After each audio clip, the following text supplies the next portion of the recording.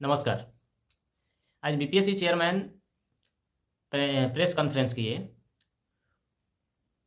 उनका press conference 17वीं BPSC को लेकर था, जो पेपर लीक या हंगामा के वजह से जो पटना का सर्वश्रेष्ठ परीक्षा केंद्र बापू परीक्षा भवन जो था, जो हमारे सीएम नीतीश कुमार जी का ड्रीम प्रोजेक्ट है, वह लगभग 38 जिला में उनका प्रोजेक्ट है कि 38 जिला में एक बापू सभागार बापू परीक्षा भवन के तहत एक एक सेंटर को खोला जाए। उसी में से सबसे मॉडल हमारे बिहार की राजधानी पटना में जो बन करके तैयार हुआ है अभी अभी, उसमें लगभग उसका एक स्ट्रेंथ है 12,006 स्टूडेंट का कैपेसिटी है। तो उसी में 17वीं बीपीएससी के लेकर के बहुत भयावह स्थिति था 13 दिसंबर को। उसमें लड़का का आरोप था कि 12 बजे से एग्ज़ाम स्टार्ट था, 12:35 तक 12:40 तक हमको पेपर नहीं मिला। उसी को लेकर के वहाँ के जो स्टूडेंट थे, परीक्षार्थी थे, हंगामा हुआ और तरह तरह का वहाँ से बवाल हुआ। अभी कोई OMR बाहर लाया था, कोई क्वेश्चन पेपर बाहर लाया, तो कोई मोबाइल से वीडियो बनाया, कोई क्वेश्चन को बाहर फेंक दिया, कोई उसी क्वेश्चन को लेकर के चेयरमैन के पास गया। बहुत तरह का उसमें कारनामा हुआ। उसी दौर में बीपीएससी आयोग से कुछ कर्मचारी जाते हैं और उसको मामला को सॉर्ट आउट करते हैं। और वहाँ पटना डीएम भी वहाँ पहुँचे हुए थे, जो आप लोगों के पास वीडियो होगा। उसमें थोड़ा किसी स्टूडेंट को वह थप्पड़ जड़ते हुए भी नजर आए थे। पूरा पटना का प्रशासन बापू परीक्षा भवन के पास पहुँच गया था, लेकिन स्थिति इतना भयावह था कि कंट्रोल नहीं हुआ। चलिए, अच्छा बात है। 13 दिसंबर को परीक्षा समाप्त होता है। आज 14 बीतता है, 15 बीतता है, आज 16 मंडे को फिर से प्रेस कॉन्फ्रेंस करते हैं चेयरमैन सर और बोलते हैं कि सारे डॉक्यूमेंट को, सारे प्रूफ को और सारे रिपोर्ट को देखते हुए हम इस डिसीजन पर पहुंचे हैं कि बापू परीक्षा भवन के एग्ज़ाम को हम कैंसिल कर रहे हैं। ठीक है, आप तो एक परीक्षा केंद्र को कैंसिल कर रहे हैं, क्या यह सही न्याय है? आप 12,006 स्टूडेंट को फिर से एग्ज़ाम ले लीजिएगा, क्या सही न्याय है? आपका कहना है कि 912 सेंटर पर हमने स्मूथली एकदम साफ़ सुथरा एग्ज़ाम हमने करा लिया है। चलिए, उस चीज़ को भी हम मान लेते हैं कि आपने करा लिया है।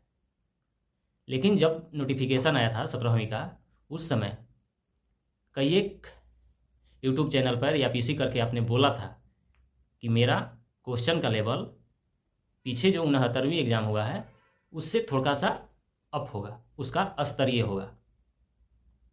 वो भी थोड़ा सा अपना उस VC का या यूट्यूब चैनल का थोड़ा बाइट आप देख लीजिएगा, जो आपने क्या बोला था।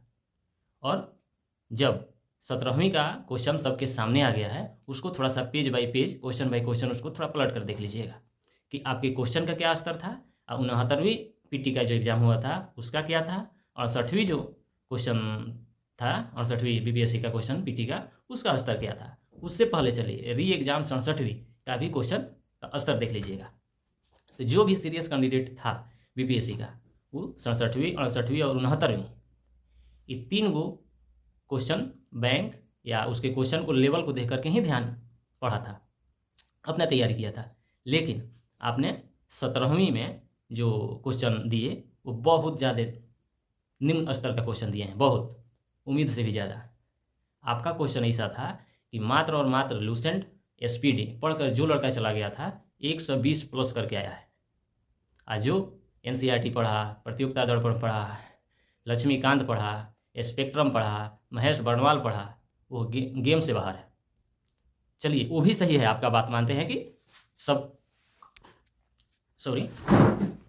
वो भी आपका बात हम मान लेते हैं कि बिल्कुल सही था कि क्वेश्चन एक बार सबके सामने आप रख दिए कि हाँ मेरे पास यही क्वेश्चन है, वहाँ तक सही था। लेकिन अभी का जो समय है, जो बोल रहे हैं कि 12,006 कैंडिडेट का हम फिर से एग्ज़ाम लेंगे, आपने क्वेश्चन का जो लेवल होता है ना, वो आउट कर लिया है।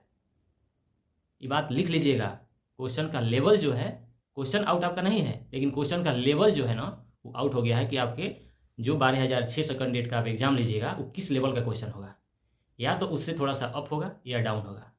अगर अप होता है तो 12,600 कैंडिडेट के साथ न्याय नहीं है, अगर डाउन होता है तो 3,88,000 कैंडिडेट के साथ न्याय नहीं होगा। डिसाइड आपको करना है कि आप न्याय किसके साथ करते हैं। हम नहीं बोलते हैं कि आप 17वीं बीपीएससी का क्वेश्चन सबको रद्द कर दीजिए, लेकिन थोड़ा सोच जरूर लीजिएगा कि आपने बोला क्या था और 17वीं पीटी में आपने किया क्या है। और एक लाइन में आपको बोल देना चाहिए था कि हाँ लूसेंट एसपीडी पढ़कर मेरे पास आ जाना, एग्जाम क्वालिफाई कर जाएगा। जो भी सीरियस कैंडिडेट था वो लूसेंट एसपीडी पढ़ के नहीं गया था, वो NCERT, PD, Laxmikanth, Spectrum, Mahesh Barnwal वो पेज बाई पेज पढ़ते रह गया और डायरेक्ट फिर फैक्ट जो था वो जो रट कर गया था वह अच्छा खासा स्कोर करके आ गया है। क्वेश्चन जो 17वीं का था आपका बहुत अच्छा, बहुत निम्न क्वालिटी का था। ठीक है,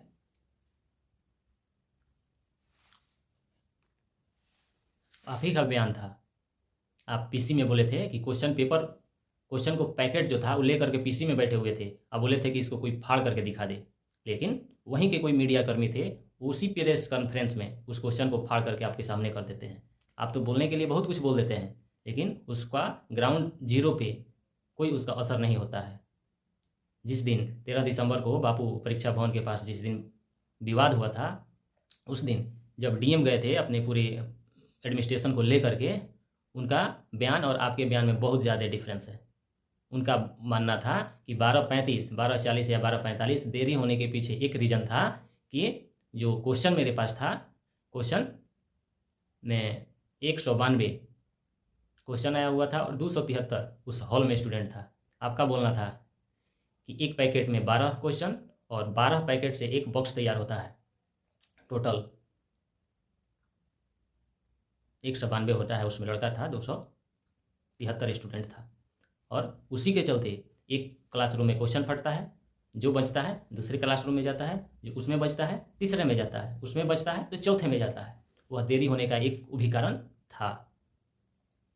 आप बोलते हैं कि एक सेंटर बापू सभागार में, बापू परीक्षा भवन में आपको 12,600 स्टूडेंट बैठने का कैपेसिटी है, लेकिन एक जिला में उतना नहीं होता है। एक जिला में 10 गो 12 गो सेंटर आप मिला लीजिएगा तब उतना कैंडिडेट 12,000 कैंडिडेट आपको परीक्षा भवन में बैठ पाएंगे। तो उसको एक सेंटर नहीं समझिए, कम से कम एक जिला का 10-12 सेंटर समझिए। अगर सबके साथ न्याय करना चाहते हैं तो 17वीं को टोटल एग्जाम को कैंसिल करके और फिर से सबके साथ न्याय कीजिए। सबको सेम क्वेश्चन 1 शिफ्ट में दीजिए, सबके सामने सब कोई खुश होगा। अगर कहीं से आपके ऊपर दबाव है, कहीं से भी कोई ऐसा प्रेशर है, तो आप आइए और बोलिए। अगर एक बार बोल तो दीजिए सही कि हाँ कोई है जो हमारे ऊपर प्रेशर बना रहा है, जिसके दबाव में हम काम कर रहे हैं। एक बार बोल कर देखिए, न बिहार का लाखों युवा आपके साथ खड़ा हो गया, न ईमानदार अफसर आपके साथ खड़ा हो गया, न आपके साथ ईमानदार राजनेता खड़ा हो गया, कहिएगा। बस आप 2 से 3 साल 4 साल के बाद रिटायर कर जाइएगा, लेकिन इस चीज़ को फिर से भुला नहीं पाइएगा। अपने आप में अकेला में जिस दिन बैठिएगा खुद एहसास होगा कि कुछ ना कुछ हम गलत कर चुके थे, फिर दोबारा समय नहीं आएगा। तो यही उम्मीद करते हैं कि आप मेरे गार्जियन हैं। इस पर सोचिए, विचारिए और कुछ डिसीजन लीजिए। पूरे 4 लाख के फेवर में 12,000 को एग्ज़ाम करा करके आप पाक साफ नहीं हो सकते हैं। नोटिफिकेशन से अभी तक विवाद होते रहा है। चलिए इस वीडियो को यहीं पे समाप्त करते हैं, फिर मिलेंगे किसी अगले वीडियो में। थैंक यू, धन्यवाद।